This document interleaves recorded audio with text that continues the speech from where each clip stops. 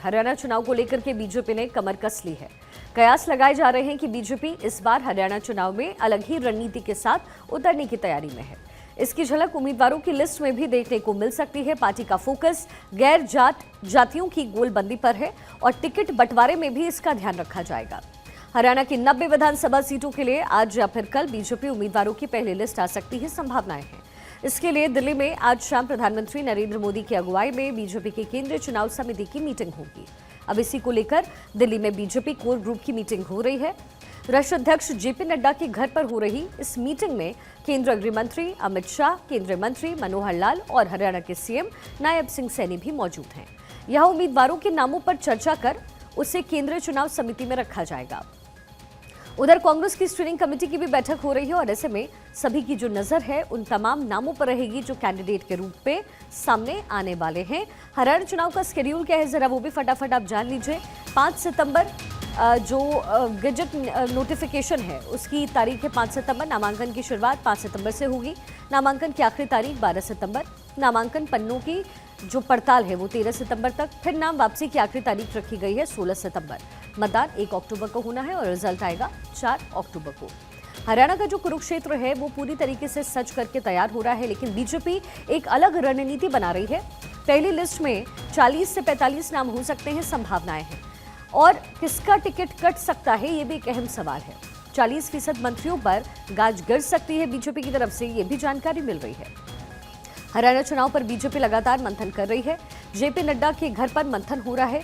Haryana BJP के बड़े नेता यहां पर मौजूद हैं। साथ ही शाम को केंद्रीय चुनाव कमेटी की मीटिंग होगी। बीजेपी की पहली लिस्ट पर यहां मुहर लग सकती है और कल तक संभावनाएं हैं कि ये नाम सामने आ सकते हैं। तो हरियाणा चुनाव को लेकर के गोलबंदी इस समय बीजेपी कर रही है। किसके नाम पर मुहर लगेगी ये तो वक्त बताएगा, लेकिन इसको लेकर के लगातार बीजेपी के अंदर खाने मीटिंग चल रही है।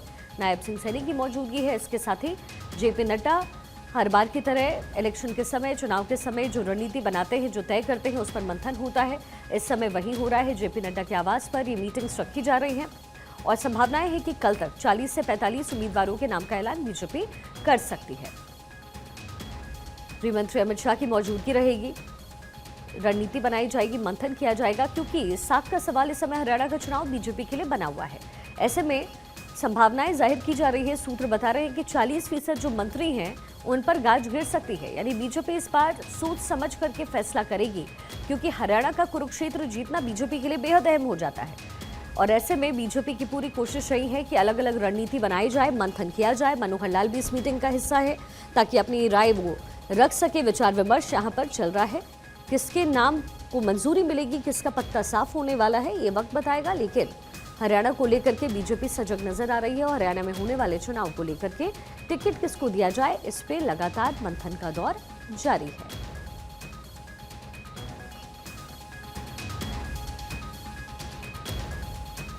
हरियाणा बीजेपी के तमाम बड़े नेता इस मीटिंग का हिस्सा है। नायब सिंह सैनी इस मीटिंग का हिस्सा है। मनोहर लाल इसका हिस्सा है। इसके साथ ही गृह मंत्री अमित शाह, जेपी नड्डा, ये तमाम बड़े नेता बीजेपी के इस मीटिंग में मौजूद हैं और रणनीति बनाई जा रही है।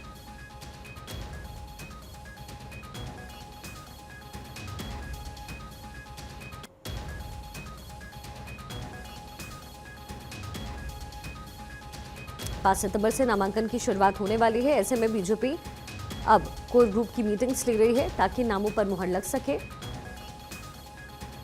ये चुनावी स्केड्यूल भी साथ साथ आपको हम दिखा रहे हैं, यानी अभी समय बहुत कम है और हरियाणा को लेकर के मंथन और चिंतन इस समय बीजेपी के अंदर खाने चल रहा है। कार्यकारी समिति इस पर मीटिंग्स कर रही है और अब नाम का ऐलान संभवतः कल तक हो जाएगा। कम से कम 40 से 45 नामों का ऐलान बीजेपी कल कर सकती है। फर्स्ट लिस्ट कल आ सकती है हरियाणा की बीजेपी की तरफ से। हरियाणा का चुनाव पूरी समीकरण को कैसे साधने में कामयाब गृह मंत्री अमित शाह हो, इस पर पूरा फोकस है। प्रधानमंत्री मोदी की तरफ से रणनीति बनाई जा रही है।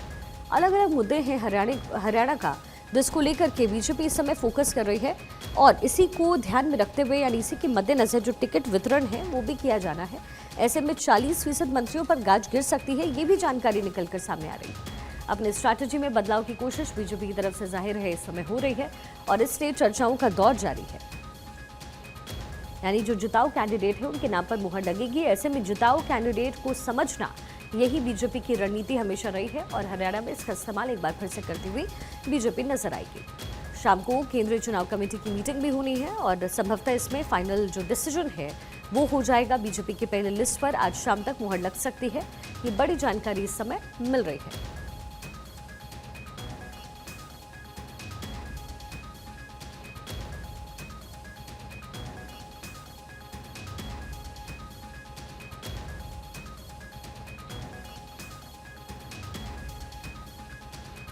हमारे पॉलिटिकल एडिटर अदिति नागर हमारे साथ इस समय जुड़ गई हैं। अदिति, हरियाणा के लिए जो रणनीति बीजेपी इस समय बना रही है, कहा यह जा रहा है कि 40% मंत्रियों के नाम कट सकते हैं। साथ का सवाल बीजेपी के लिए है, लेकिन रणनीति बिल्कुल नई बनाने की तैयारी बीजेपी कर रही है और यही वजह है कि चिंतन मंथन का दौर इतना ज्यादा लंबा चल रहा है। बिल्कुल, देखिए शिखा, चिंतन मंथन का दौर एकदम जबरदस्त तेज है और ना सिर्फ भारतीय जनता पार्टी में बल्कि कांग्रेस में भी तेज है। अगर हम पहले बात करें सत्ताधारी पार्टी की, क्योंकि पिछले 10 साल से भारतीय जनता पार्टी का कब्जा रहा है हरियाणा पे और यही वजह है कि भारतीय जनता पार्टी एक तरफ तो जाहिर तौर पे एंटी इनकम्बेंसी की वजह से कहीं ना कहीं त्रस्त है और दूसरा एक ही जो जातीय समीकरण है उसको लेकर भी। अब सबसे पहले अगर आप कहें तो हम बात करें कि बैठकों का दौर जारी है, दोनों ही पार्टियों में चुनौती है। दो पार्टियां ऐसी हैं जो राष्ट्रीय पार्टियां हैं और बाकी गठबंधन, यानी कि 3 पार्टियां तो ये कह सकते हैं जो खुद अकेले चुनाव लड़ रही हैं और 2 गठबंधन है, एक इनेलो और बसपा का गठबंधन है और एक जेजेपी और चंद्रशेखर रावण का गठबंधन है, यानी कि आजाद पार्टी का गठबंधन है। अब सवाल ये उठता है कि आज की तारीख में हरियाणा के इस रण में कौन तेजी से आगे निकलता नजर आ रहा है। लेकिन अगर हम बात करें तो ऐसा दोनों ही पार्टियों में ऐसी टिकट वितरण को लेकर स्थिति है या बहुत उस तरीके से कहें तो मारामारी है, आपसी खींचतान इतनी जबरदस्त है कि कहीं ना कहीं जातीय समीकरण को हैंडल तो बाद में किया जाएगा, उससे पहले आपसी खींचतान। अब भारतीय जनता पार्टी की शुरुआत करते हैं। देखिए, बैठकों का दौर है, कल ये 2 बजे बैठक होनी थी, आज जेपी नड्डा के आवास पर सुबह से बैठक शुरू हुई, अभी भी बैठक चल रही है, शाम को सीसी की बैठक होगी और ये बैठक बेहद महत्वपूर्ण है क्योंकि इसमें प्रत्याशियों के नाम पर मोहर लगने वाली है। और असल में जो खींचतान है, जैसे अगर हम बात करें कि सबसे पहले तो पार्टी की इनफाइटिंग, यानी कि जो मनोहर लाल खट्टर जिनको मुख्यमंत्री पद से हटाकर इतने सीनियर पोस्ट पे लेकर आए हैं, तो कहीं ना कहीं अनिल विज नाराज नजर आए, वो भी पंजाबी वोट है, मनोहर लाल खट्टर भी, और यहाँ पर 32% पंजाबी हैं। तो अगर जातीय समीकरण की बात करें तो सबसे ज्यादा जाट वोट बैंक है, फिर दलित वोट बैंक है और पंजाबी वोट बैंक भी बहुत ज्यादा है। तो भारतीय जनता पार्टी हो या कांग्रेस, दोनों की ही नजर इन वोट बैंक्स पर टिकी हुई है। वहीं सर्व ब्राह्मण समाज के नेता ने ये अपील की है कि कम से कम 20 टिकटें कोई भी पॉलिटिकल पार्टी को कांग्रेस को देनी चाहिए और उन्होंने अपने पुराने हरियाणा के इतिहास की याद दिलाते हुए ताऊ देवीलाल का जिक्र करते हुए कहा कि वो समय था जब 14 विधायक जो हैं विधानसभा में थे। अब बात करते हैं कांग्रेस भारतीय जनता पार्टी की मुश्किलों की। तो पहला, भारतीय जनता पार्टी की मुश्किलें ये हैं कि वो टिकट काटना चाहती है, जिताऊ उम्मीदवार को लड़ाना चाहती है और टिकट काटने के नाम पर अंदर इनफाइटिंग है। दूसरी बड़ी बात है मुख्यमंत्री के चेहरे के नाम पर, जो पहले से ही चली आ रही है, जिसमें एक तरफ तो अनिल विज को लगता है कि वो दावेदार थे प्रबल मनोहर लाल खट्टर के बाद, लेकिन नायाब सैनी को बनाया गया और नायाब सैनी का अभी उतना वर्चस्व उस तरीके से नजर नहीं आ रहा है। ऐसे में भारतीय जनता पार्टी ने सबसे पहले, और दूसरा कंगना रनावत के द्वारा दिए गए बयान, कंगना रनावत के 2 बयान आए और दोनों ही हरियाणा के लिए एक मुसीबत है। पहला बयान आया जिसमें उन्होंने किसान आंदोलन को लेकर बयान दिया और दूसरा जो आज जब जेपी नड्डा के घर पे बैठक शुरू हुई उससे पहले जेपी नड्डा कंगना रनावत से मिले और कहा कि नीतिगत फैसलों पे आप बयान नहीं देंगे। दूसरा बयान उनका जब आता है, उन्होंने कहा कि जातीय समीकरण नहीं होना चाहिए, जातीय जनगणना नहीं होनी चाहिए। उस पर भी जब ओबीसी की बैठक हुई पार्लियामेंट आज, तब उसमें भी ये चर्चा हुई कि कोई कंगना रनावत या पार्टी की प्रवक्ता है और ऐसे में उस पर भी सियासत हुई। तो जहां एक तरफ लोकसभा चुनाव में हरियाणा में खुद जहां पर 10 साल से सत्ताधारी पार्टी है, हरियाणा में अच्छा कब्जा भारतीय जनता पार्टी का रहा है, वहां पर संविधान बदलने की बात पर और आरक्षण के मुद्दे पर भारतीय जनता पार्टी ने बहुत सीटें और बहुत वोट खोए हैं। ऐसे में कंगना रनावत का ये बयान एक बड़ी मुसीबत बन गई है। दूसरा, गुड़गांव के जो सांसद हैं, जो 2014 में कांग्रेस से भारतीय जनता पार्टी में शामिल हुए, राव इंद्रजीत सिंह, उनकी नाराजगी इतनी प्रबल है कि कल खुद प्रधानमंत्री को हस्तक्षेप करना पड़ा। उनकी नाराजगी है कि मेरे समर्थकों को अभी तक टिकट नहीं मिली। प्रदेश कार्य समिति हुई, जिनकी तस्वीर आप अभी स्क्रीन पर दिखा रही हैं, मैं उनका ही जिक्र कर रही हूँ। उन्होंने इस बात की नाराजगी जताई कि ना तो मेरे समर्थकों की टिकट अभी तक फाइनल हुई, ना पहली लिस्ट में उनका नाम है। दूसरा, उनकी बेटी। और सबसे चौंकाने वाली बात यह है कि राव इंद्रजीत सिंह के सगे भाई खुद उसी विधानसभा से चुनाव लड़ने के लिए ताल ठोक रहे हैं जहां से वो अपनी बेटी को टिकट दिलाना चाहते हैं। ऐसे में हो सकता है कि चाचा भतीजी इस बार आमने सामने हो। तो वहीं जब ये प्रदेश कार्य समिति में भी राव इंद्रजीत सिंह से पूछा गया कि आपकी बेटी कहां से चुनाव लड़ना चाहती है, 2 सीटें फाइनल की है, तो वो नाराज हो गए, क्योंकि राव इंद्रजीत सिंह को 2014 में उम्मीद थी कि टिकट मिलेगी, बेटी को नहीं मिली। 2019 में उम्मीद थी कि टिकट मिलेगी, नहीं मिली। अब 2024 में भी उस तरीके का माहौल नहीं लगा। नाराज हुए, उनको दिल्ली बुलाया गया। दिल्ली बुलाने के बाद उनको शांत किया गया। तो भारतीय जनता पार्टी की चुनौतियों का जो अगर जिक्र करें तो पहला, एंटी इनकम्बेंसी। दूसरा, पार्टी के अंदर इनफाइटिंग। और तीसरी बड़ी बात है कि जहां एक तरफ non Jat politics Bharatiya Janata party एक तरफ करना चाहती थी, लोकसभा चुनाव में भी देखा, वहां अब उन्होंने जाटों को साथ लेना शुरू किया है। वहीं जेजेपी और जो चंद्रशेखर जो रावण है, उनके अलायंस से भी कहीं ना कांग्रेस के वोट बैंक में सेंधमारी की बात है। तो अंततः भारतीय जनता पार्टी 3 चीजों पर स्ट्राइक कर रही है। पहला, इनफाइटिंग खत्म हो। दूसरा, जिताऊ उम्मीदवारों को उतारा जा रहा है, यहां तक कि परिवार में भी इसमें टिकटें दी जा रही हैं। जो केंद्र में सांसद हैं, उनके परिवार से भी टिकटें दी जा रही हैं। वजह केवल कि जो परिवार है वो जमकर मैदान में उतरे और अपने प्रत्याशी को, अपने रिश्तेदार को जिताए। तो कहीं ना कहीं भारतीय जनता पार्टी की ये रणनीति है कि वो 21 सीटों पे अपनी 100% जीत मान के चल रही है। सर्वे के लिहाज से वो चाहती है कि वो 35 तक पहुंचे, जिससे कि अगर सरकार हरियाणा में बने तो बिना भारतीय जनता पार्टी के ना बन पाए। तो ये चुनौतियां थी भारतीय जनता पार्टी की। आगे हम कांग्रेस की चुनौतियों पर बात करें। जी जी, तो जैसे आपने कहा है अदिति, तो आगे कांग्रेस की चुनौती क्या होने वाली है, क्योंकि बीजेपी के लिए जो है ये साख की लड़ाई है, वही कांग्रेस जिस तरीके से अपने गढ़ को मजबूत कर रही है, हमने लोकसभा चुनाव में भी देखा। तो कांग्रेस क्या रणनीति बनाएगी, इसको लेकर अदिति चर्चा करें। इसी बीच एक बड़ी खबर, हरियाणा चुनाव को लेकर के बीजेपी की बैठक इस समय खत्म हो चुकी है। जेपी नड्डा के आवास पर हुई बीजेपी कोर ग्रुप की बैठक, उम्मीदवारों के नाम पर मंथन चल रहा है। बैठक में अमित शाह, धर्मेंद्र प्रधान और सीएम नायब सिंह सैनी मौजूद रहे, और ये जो प्रत्याशी हैं उनके नाम को लेकर के जो मंथन चल रहा था वो खत्म हो चुका है। आज शाम में संभवतः एक मीटिंग हो सकती है और कल नामों का ऐलान हो सकता है। अदिति, बिल्कुल, देखिए, जेपी नड्डा के आवास पर जो सुबह 11 बजे बैठक शुरू हुई थी वो अभी तक चल रही थी और अब खत्म हुई है, जबकि 4:30 बज रहे हैं। शाम को सीईसी की बैठक है, यानी कि कई नामों पर यहाँ पर चर्चा हो चुकी है। अब सीईसी के सामने वो नाम जाएंगे और आज प्रत्याशियों के नामों की मोहर लग जाएगी। अब सवाल यही है कि जहां एक तरफ 5 सितंबर से नोटिफिकेशन और तमाम चीजें होंगी, 1 अक्टूबर को चुनाव है, 4 अक्टूबर को नतीजे हैं। ये कहीं ना कहीं दोनों पार्टियों के लिए लिटमस टेस्ट है और कांग्रेस के लिए बहुत महत्वपूर्ण बात इसलिए है क्योंकि पहला तो कांग्रेस फूक फूक के कदम चल रही है। दूसरा, उनके लिए पॉजिटिव बात यह है कि 10 साल की एंटी इनकम्बेंसी बीजेपी की है, कहीं ना कहीं लीडरशिप में ही बदलाव हुआ है। तो अब लोग ये चाहते हैं कि नई लीडरशिप आए या नई पार्टी को इस बार मौका दें। अब सवाल ये उठता है, आपने कल एक बहुत बयान सुना होगा जिसके बाद एक बार का कांग्रेस में हड़कंप मच गया था। वो बयान था दीपक बाबरिया, जो प्रभारी हैं। उन्होंने कहा कि इस बार कांग्रेस पार्टी में ये तय किया गया है कि किसी भी राज्यसभा और लोकसभा सांसद को मैदान में नहीं उतारा जाएगा, विधानसभा में नहीं उतारा जाएगा और वो चुनाव प्रचार करेंगे। अब इसमें 2 बड़े चेहरे आते हैं जिसका हमने कल भी जिक्र किया था, रणदीप सुरजेवाला और कुमारी शैलजा। दरअसल अगर हम कांग्रेस की जातिगत समीकरण का चुनावी एनालिसिस का जिक्र करें तो वो 2 वोटों पर सेंधमारी करना चाहती है, 2 वोटों पर अपना दाव खेलना चाहती है। पहला, जाट वोट बैंक, खुद भूपेंद्र हुड्डा जाट समुदाय से आते हैं।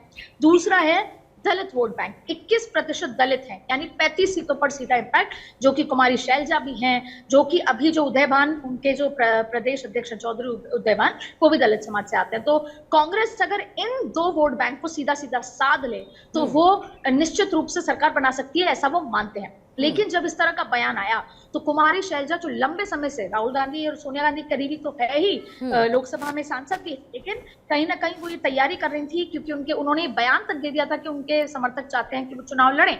लेकिन ऐसे में कल उन्होंने अपना कहा कि मैं चुनाव प्रचार में जाऊंगी, और अब ये सोनिया गांधी, राहुल गांधी और मल्लिकार्जुन खड़गे ने तय की रणनीति। लेकिन जब ये सब कुछ ठीक तरीके से हुआ। कुमारी शैलजा की तरफ से कोई बयान नहीं आया, रणदीप सुरजेवाला की तरफ से कोई बयान नहीं आया, और कहीं ना कहीं ये साफ हो गया कि भूपेंद्र हुड्डा ही कहीं ना कहीं वो चेहरा होंगे। तो दरअसल मुद्दा ये हुआ कि अब फिर जिन लोगों की टिकट कट रही है, जो लोग बहुत सीनियर नेता भले ही हों लेकिन जिताऊ नहीं है, तो कांग्रेस में अब 3 जनों को जिम्मेदारी दी गई है। खुद कुमारी शैलजा को, खुद रणदीप सुरजेवाला को, इसके अलावा जो प्रभारी हैं दीपक बाबरिया, खुद अजय माकन, और इसके साथ साथ इन तमाम लोगों को, और केसी वेणुगोपाल को इसकी पूरी जिम्मेदारी दी गई है कि किसी भी तरीके से जो नाराज लोग हैं, जो टिकट कटने वाले लोग हैं, वो दूसरी पार्टी से संपर्क न साधें। वजह क्या है? आम आदमी पार्टी भी इस बार चुनाव लड़ रही है, भले ही पिछले चुनाव में वो 47 सीटों पर लड़ी थी लेकिन किसी भी एक सीट पर नहीं जीत पाई थी। ठीक वैसे ही लोकसभा चुनाव में वो एक सीट पर सिरसा पे कांग्रेस के साथ अलायंस में लड़ी लेकिन नहीं जीत पाई। तो अब कांग्रेस को इस बात का डर है कि उनसे नाराज लोग जो हैं, जिनको टिकट कटेगी या उनके लोगों को टिकट नहीं दी जाएगी, वो कहीं नाराज होकर भाजपा या आम आदमी पार्टी या दूसरा अलायंसेस के साथ नहीं चले जाए। तो इसकी जिम्मेदारी, ये सबसे बड़ी टेंशन है इन फाइटिंग को लेकर थी। जब ये सब तय हुआ तो अब ये टेंशन है कि जो नाराज लोग हैं वो आम आदमी पार्टी कहीं और ना चले जाए। तो अब खुद जो स्क्रीनिंग कमेटी के हेड है अजय माकन, जो राहुल गांधी के करीबी हैं, खुद सुरजेवाला है, खुद शैलजा है, ये सब बैठकर, केसी वेणुगोपाल है, ये सब बैठकर वो नाराज लोगों से 1-to-1 मीटिंग कर रहे हैं। यानी हरियाणा के कांग्रेस के दिग्गज नेताओं से 1-to-1 मीटिंग दिल्ली में पिछले 48 घंटे से चल रही है। क्योंकि और इस बार कांग्रेस ने अपने नेताओं को, सोनिया गांधी, राहुल गांधी, मल्लिकार्जुन खड़गे ने अपने नेताओं को साफ कह दिया है कि 10 साल से आप सत्ता में नहीं, और अगर इस बार हम अपनी गलतियों की वजह से सत्ता में नहीं आ पाते तो आप लोग 5 साल और विपक्ष में बैठेंगे, और शायद ही कहीं ना कहीं आपकी राजनीति पर दी एंड होगा। तो इस पे ये सोचा गया है, सबको ये कन्विंस किया गया कि अगर आप एकजुट होकर चुनाव नहीं लड़ेंगे तो एक बार फिर भारतीय जनता पार्टी सत्ता पर काबिज हो जाएगी, और 15 साल का जो वनवास है हरियाणा में कांग्रेस का, वो खत्म नहीं होगा, और इस बार हमारे पास अच्छे ऑप्शंस है। अब सवाल उठता है जातीय समीकरण का। अब देखिए, एक तरफ तो जाट समुदाय है, कहीं ना कहीं भारतीय जनता पार्टी से वो छिटकाए, भारतीय जनता पार्टी कोशिश कर रही है, और आने वाले दिनों में जेजेपी से नाराज लोग भी अभी जो आने वाले 1 सितंबर को एक बड़ी रैली होगी उसमें शामिल हो रहे हैं भाजपा के साथ। भाजपा ये कोशिश कर रही है कि उसकी जो इमेज है एंटी जाट या नॉन जाट पॉलिटिक्स, उसको खत्म किया जाए, तो कहीं ना कहीं अभी और लोग शामिल होंगे। इसके साथ साथ Punjabi vote bank, Punjabi vote bank एक बड़ा वोट बैंक है, भाजपा के साथ जुड़ा रहता है, खासतौर पर गुड़गांव का इलाका है, वो वोट बैंक है, उसको कौन साधेगा। तीसरी बात है दलित वोट बैंक, उसमें सेंधमारी, क्योंकि अभी फिलहाल जो आखिरी चुनाव के नतीजों के लिहाज से दलित वोट बैंक कांग्रेस के साथ इंडिया अलायंस के साथ जाता नजर आया, तो अब उसमें सेंधमारी कैसे होगी? क्या जेजेपी और चंद्रशेखर की पार्टी उस पर सेंधमारी कर पाएगी और भाजपा को उसका फायदा मिल पाएगा या नहीं? इसके अलावा ब्राह्मण वोट, उन्होंने अपनी 20 सीटों की मांग कर दी है पॉलिटिकल पार्टी से। ऐसे में अभी चौतरफा चुनौती दोनों ही पॉलिटिकल पार्टी के लिए है। और आपको एक बार फिर मैं बता दूं कि यहाँ पर कांग्रेस, बीजेपी, आम आदमी पार्टी पूरी सीटों पर लड़ रहे हैं। वहीं 2 अलायंस है, इनेलो और बसपा का, और वहीं एक अलायंस है जेजेपी और चंद्रशेखर आजाद, जो कि दलित वोट बैंक के माहिर माने जाते हैं। अदिति, खेल का जुड़ाव हरियाणा क्षेत्र से बहुत ज़्यादा रहा है, और हमने अभी देखा विनेश फोगाट के साथ जो भी वहाँ हुआ पेरिस ओलंपिक में। उसके बाद खबरें ये भी आई कि कांग्रेस जो है वो विनेश फोगाट के लिए टिकट जो है वो अरेंज कर सकती है, या फिर और भी आप बड़े प्लेयर्स जो हैं वो भी वहाँ के लिए आप ले लीजिए। अब चूंकि लोगों का जो है एक मानसिक तौर पर उनके साथ जुड़ाव रहता है, हमने पहले वाले केसेस भी देख लिए जो बीजेपी के खिलाफ हरियाणा में जाता हुआ नजर आया।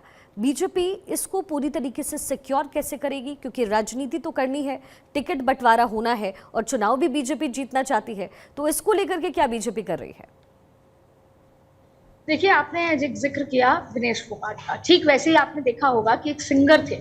अच्छा, हरियाणा के चाहे इन्फ्लुएंसर्स हो या हरियाणा के नेता हो, बेबाक है। मन में भारतीय जनता पार्टी के भले ही कुछ नेता बातें मन में रख लें, जैसे अनिल विज थे, बहुत नाराज थे पर बहुत लंबे समय तक, जबकि वो भी बेबाक माने जाते थे, पर उन्होंने कार्यप्रणाली समझी बीजेपी की और वो काफी चीजें मन में रखने लगे। वैसे ही चौधरी राव इंद्रजीत सिंह कांग्रेस से आते हैं, उनकी तरीका वैसा ही है, और अब उन्होंने अपनी नाराजगी जाहिर करी हुई। अब मैं बात करती हूँ इन्फ्लुएंसर, स्पोर्ट्स पर्सन, स्टार्स।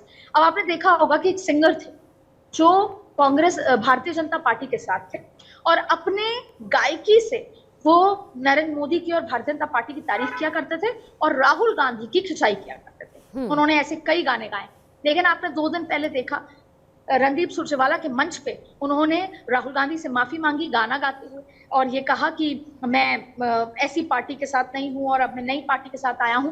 तो ये जो इन्फ्लुएंसर्स है वो अपने अपने इलाके में बहुत बड़ा इम्पैक्ट करते हैं। जैसे वो सिंगर सिरसा वाले इलाके में बड़ा इम्पैक्ट है, जो कहीं ना कहीं उस इलाके की सीटों को इन्फ्लुएंस कर, चाहे कुछ ही वोट्स को, क्योंकि यहाँ पर सारा ही गेम कुछ वोट का है। कुछ वोट का कैसे, जैसे कांग्रेस दलित और जाट वोट पर सेंधमारी कर रही है।